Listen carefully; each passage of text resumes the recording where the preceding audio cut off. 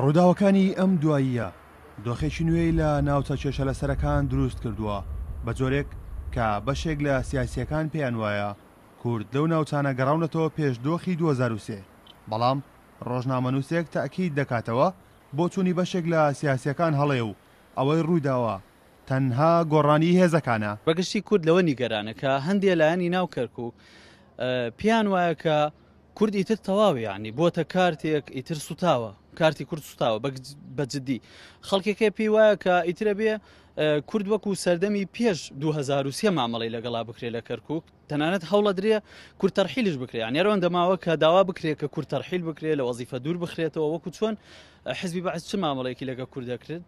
ئاوها مامەڵە لەگەڵ کورد بکرێت بەڵام تێناگەن لەوەی کە هیچ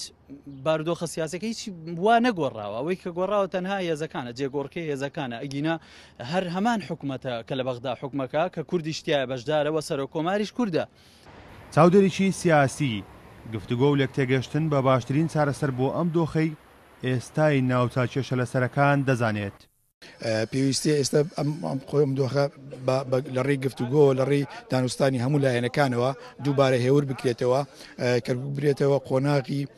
بەڕێوەبردننی هاوبەش لە نێوان هەموو پێکاتەکانەوە ئەڵبەتە پێکاتەکان دابڕانێکی لە ڕووی سیاسیەوە دابڕانێک لە نێوان نوێنەرایەتی پێکاتەکانی بەجینە لە شارە ئالە شەقامی کەرکووکدا بە خۆتانی بین بە ڕۆژەوە کامیرەکانتان جەولاکە لە کوچە کۆڵانەکانی و شەقامەکانی کەرکووکە تەواصلێکی باش باڵێن یەکگرتوویەک و یەکێزیەکێ لە ناو پێکاتەکانی شاری کردو بەڵام ئەبێ ئەمە تەرجمە بکرێت بۆ واقعێکی سیاسی. هەرچەندە 16 ئۆکتۆبر دۆخی کەرکووک و ناوچەدابڕێنراوەکانی بە ئاڕاستەیەکی دیکە بردووە بەڵام چاودێران پێیان وایە پرۆسەی سیاسی لەم ناوچانەدا